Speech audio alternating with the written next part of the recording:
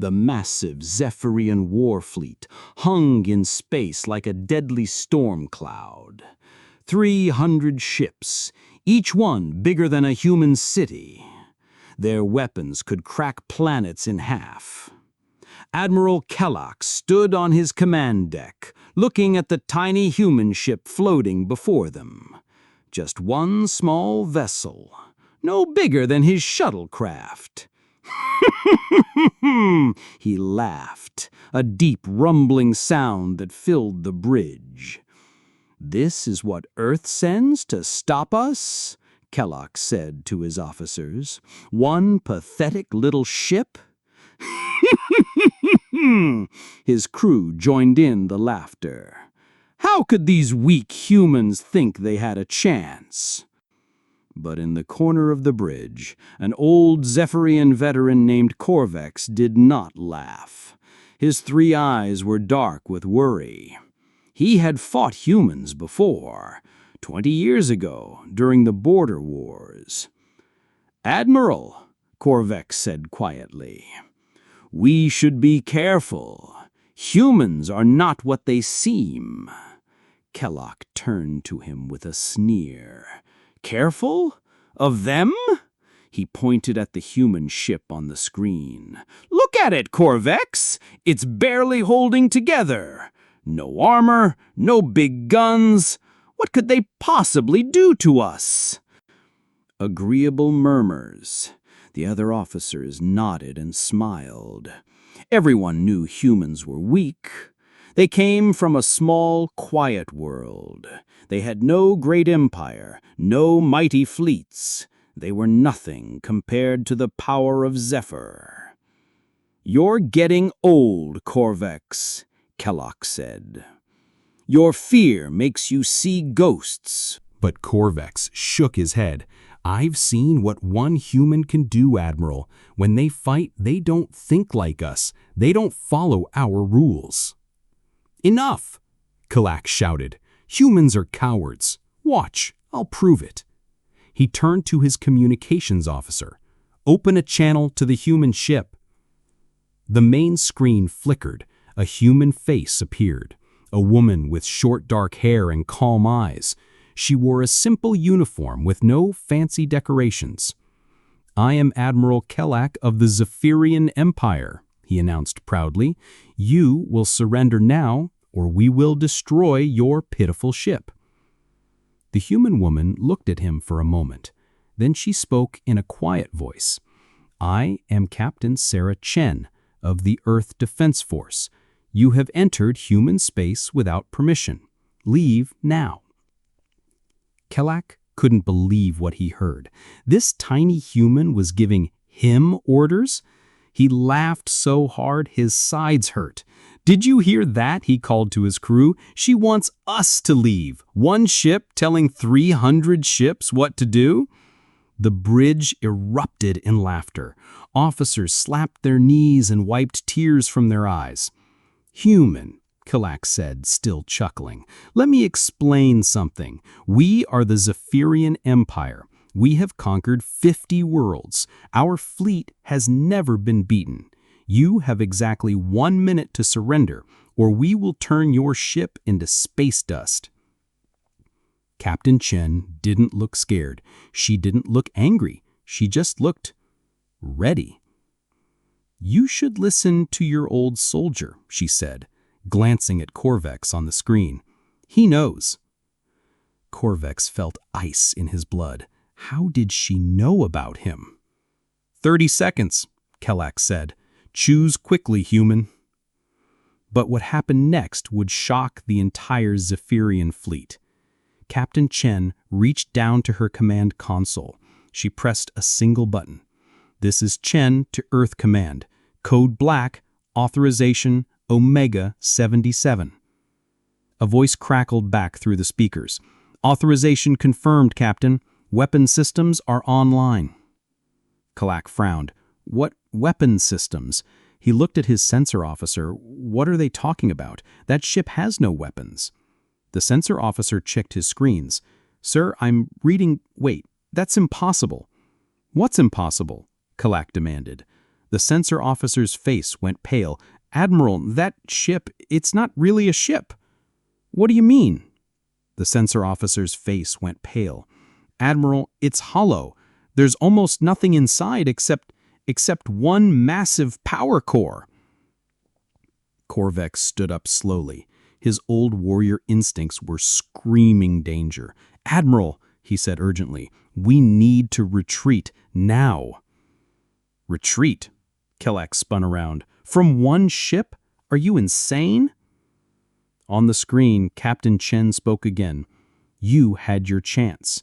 Now you'll see why humans don't build big fleets." She turned to someone off-screen. "Sergeant Martinez, you're authorized to fire." A man's voice replied, "Copy that, Captain. Target locked." Kelleck was confused. Fire what? That ship had no weapons. "All ships, battle formation," he ordered, "prepared to destroy that human vessel."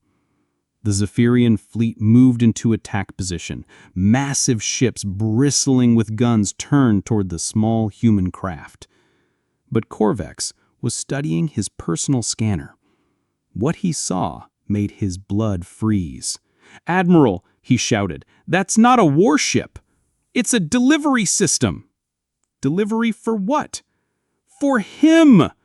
Suddenly, the human ship split open like a flower, but instead of petals, it revealed a single human in a combat suit. Just one man, floating in the vacuum of space. Kelleck stared in disbelief. Are they surrendering? Why did they send out one soldier? But this wasn't surrender. The human soldier raised his arm. In his hand was a device that looked almost like a toy.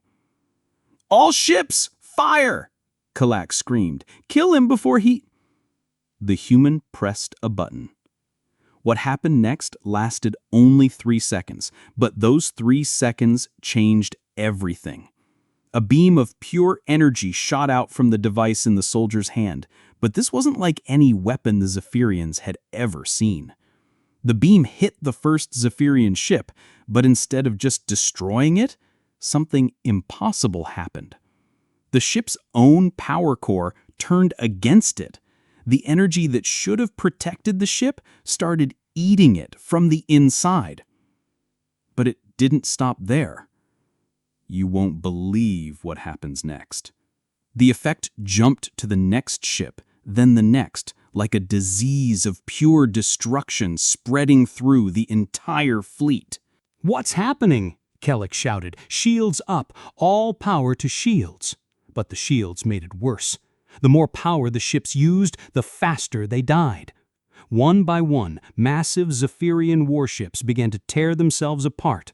Their own weapons turned inward. Their own engines became bombs. "It's impossible!" the weapons officer screamed. "He's using our own technology against us." Korvex watched in grim recognition. "No," he said quietly. "He's not using our technology. He's using ours." "What do you mean?" 20 years ago, we lost a battle cruiser in human space. We thought it was destroyed, but the humans, they studied it. They learned how every system worked, and then, his voice dropped to a whisper, they found a way to make it kill itself. The human soldier floated calmly in space, watching ship after ship destroy itself. He didn't look happy about it. He didn't look sad. He just looked like a man doing his job. Within 60 seconds, half of the Zephyrian fleet was gone. Not destroyed by human weapons, but consumed by their own power. "Retreat!" Kelleck finally screamed. "All ships retreat!" But it was too late for most of them. The effect was spreading faster than they could run. Ship after ship fell victim to its own technology. Mighty vessels that had conquered worlds became their own executioners. The few ships that escaped did so only because they shut down all their systems. They drifted in space, powerless and helpless, praying the effect wouldn't reach them. Captain Chen's voice came over the communications again. "Attention, Zephyrian fleet. You now understand why humans don't need big armies." Kellic looked around his bridge. Half his crew was gone. His mighty fleet was scattered wreckage. "How?" he whispered. "How did one soldier do this?" Chen's answer was simple. "Because we don't just fight with weapons, Admiral. We fight with our minds." She paused, then continued. "Your old soldier tried to warn you. Humans don't think like you do. We don't meet force with force. We find the weakness and use it." Corvex nodded slowly. He remembered now. In the border wars, humans never fought the way you expected. They turned your own strength against you. "This is impossible," Kellic said. "One man can't defeat an entire fleet." "Not with muscles," Chen agreed, "but with knowledge, with preparation.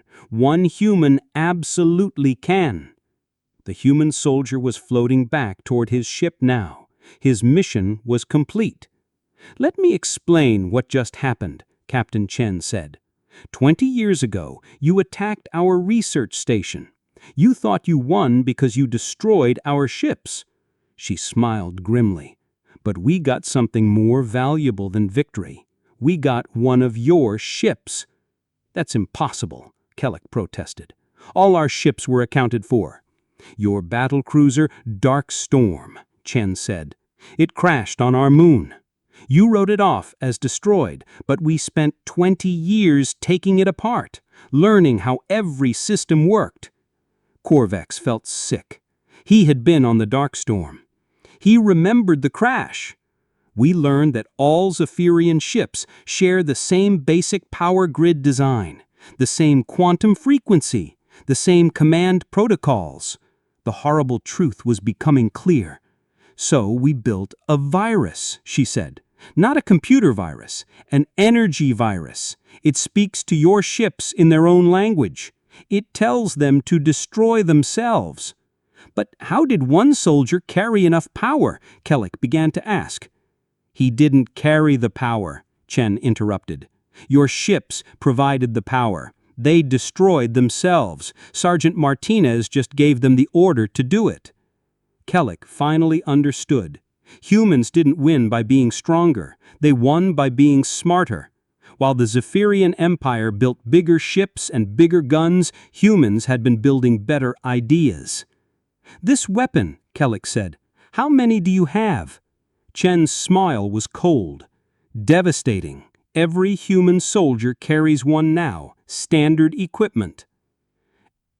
The Admiral felt his world crumble. He realized the implications. "But why?" he asked. "Why didn't you use this against our other enemies? Why wait?" "Because," Chen said, "we only use it when someone forces us to. We tried to warn you. We offered you peace. You chose war." She gestured toward the wreckage of his fleet. "This is what war with humans looks like, Admiral. We don't fight fair. We fight smart." The human soldier was back in his ship now. The vessel was closing up, preparing to leave. "Wait," Kellic called out. "What happens now?" "Now you go home," Chen said. "You tell your emperor what happened here. You tell him that humans are not weak. We're just different." "And if we come back?" Chen's expression didn't change. "Then we'll show you what else we learned from studying your ships." The threat was clear. This wasn't the only weapon humans had developed. As the human ship prepared to jump to hyperspace, Corvex spoke up. "Captain Chen," he said. "I tried to warn them." She nodded. "I know. We've been monitoring your military communications for years. You're Corvex, right? From the border wars." The old veteran nodded. "You showed honor back then," Chen said, "even when we were enemies. That's why I'm giving you this advice. Go home, retire, live in peace." "What about the others?" Corvex asked, looking at Admiral Kellic. "That's up to them," Chen replied. "But if they're smart, they'll listen to you from now on." The human ship vanished into hyperspace, leaving the remnants of the Zephyrian fleet floating in space. Admiral Kellic sat in his command chair, staring at the empty space where his mighty fleet had been. 300 ships had become 30. His career was over. His reputation was destroyed. But he was alive, and he finally understood what Corvex had been trying to tell him. "Sir," his communications officer said quietly, "we're receiving a message from the Emperor." Kellic didn't want to answer it. How could he explain that one human soldier had destroyed most of the Imperial fleet? "Put it through," he said finally. Emperor Zephon's face appeared on screen. His expression was furious.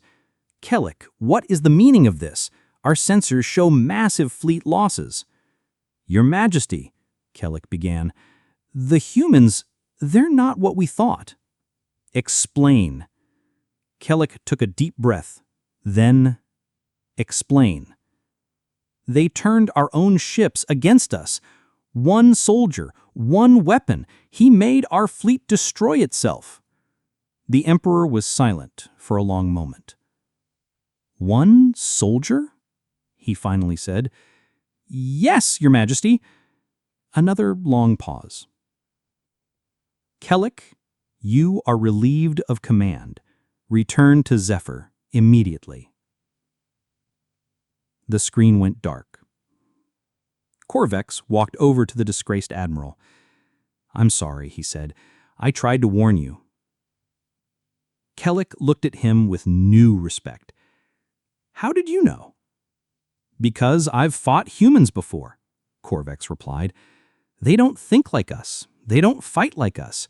They turn everything into a weapon, even their enemy's own strength." "What should we do?" Corvex looked out at the stars, regretful. "What I should have done 20 years ago. Make peace with them."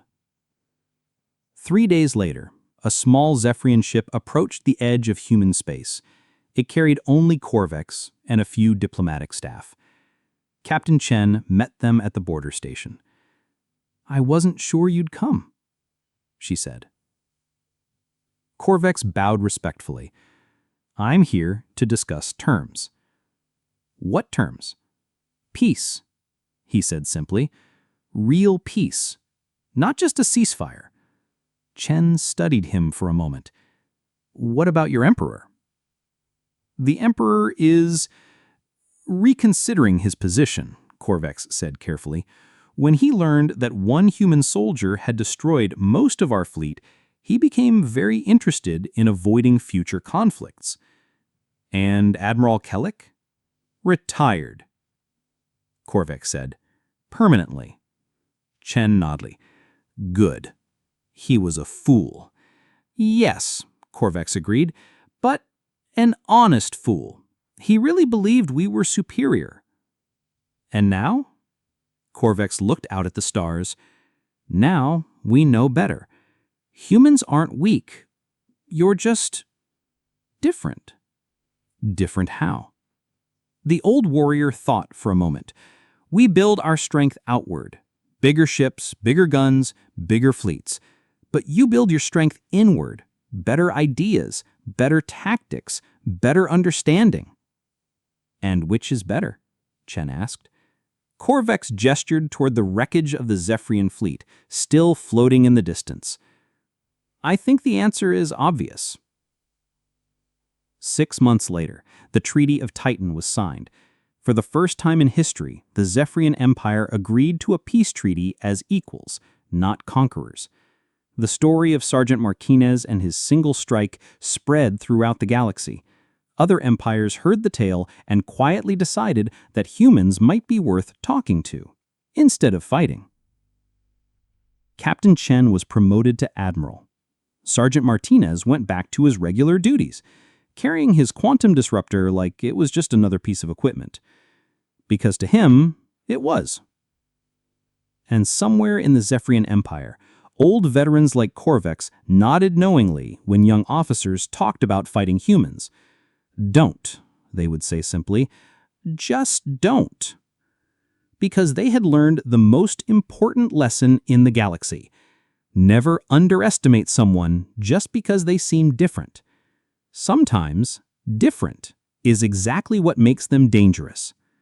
The Zephyrian Empire had laughed at human weakness, But they learned too late that what looked like weakness was actually the galaxy's greatest strength. The power to think, the power to adapt, the power to turn any situation into victory.